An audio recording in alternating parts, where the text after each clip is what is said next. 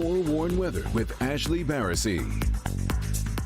Well, good morning, folks. It's still dark and early out there, but as you step outside, you might notice the difference, especially if you're letting the dog outside. It is cooler out there to start the day. It's going to be even cooler by tomorrow morning. So prepare yourself for a fall-like stretch this week. 56 degrees in the city, 51 in Ann Arbor, 53 in Pontiac, and Monroe reporting 55.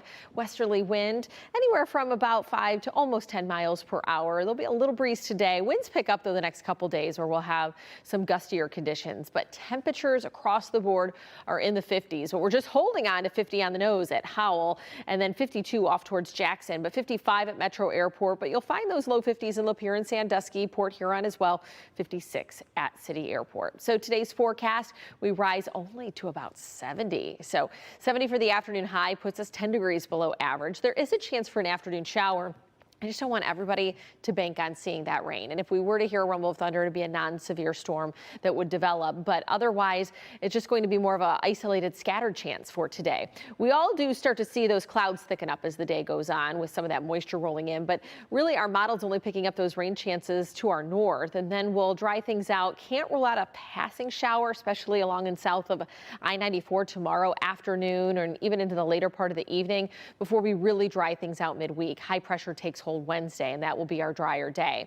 But low temperatures by the time we get into the overnight and tomorrow morning, this is what you're waking up to. So we'll be right around 50 from about Metro Airport to City Airport. But you get north of I-69, we possibly could be falling into the upper 30s overnight, but pretty much widespread 40s for the overnight low tonight in our outlying suburbs. So 7-day overnight lows will be on either side of 50. Just putting that in perspective, average this time of year 62. So well below average stretch, not only at night, but also with these daytime highs. So tomorrow we're right back around 70, and then we get in the mid 70s through midweek where that average high is about 80. Temperature outlook is pretty much below average through Labor Day into the first few days of September at least, and it's the chilly air coming out of Canada. So that's controlling this cool weather pattern that we have, giving us a little taste of fall before we officially get in the fall-like season. Another cold front comes in, so kind of adding insult to injury with these temperatures, but it brings a rain chance Thursday. At this point, it's kind of late into the evening, and then that high pressure will build in time for the holiday weekend, which means we get some drier conditions for the long weekend. We'll be in the mid 70s to round out the week, and we'll take those 70s into your holiday weekend. Tomorrow morning, we'll be in the 40s. In fact, we could be slipping into the upper 30s along and north of I-69. So if you thought this morning was on the cool side, wait till tomorrow morning. It's going to be crisp with those 40s in the forecast. We'll be right around 50 at City Airport. So the 7-day overnight low trend will be below average. Putting it in perspective, 62 is where we should bottom out through the overnights.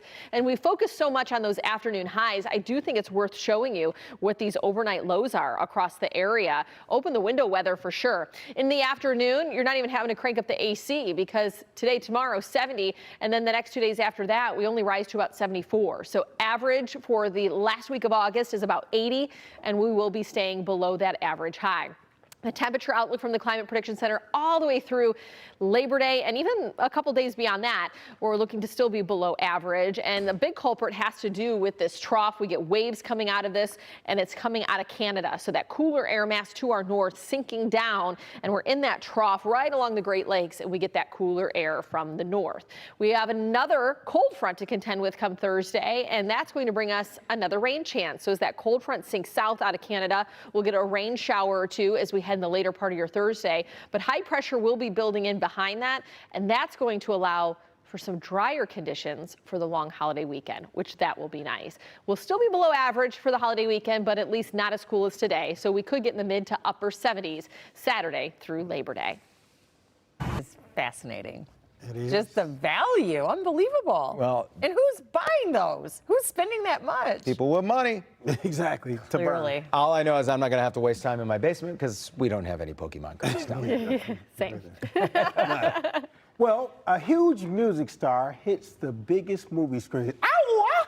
There's a hit. Dave Daniel with more in today's Hollywood Minute.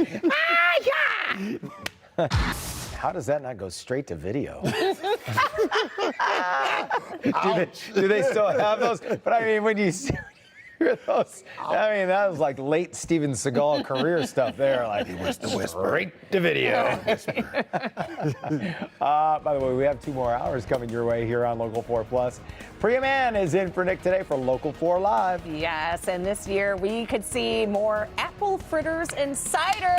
That's because we have a lot of apples this year. So she's going to be talking with the Michigan Apple Committee about this year's crop. That and more at 8. We're going to take a quick break.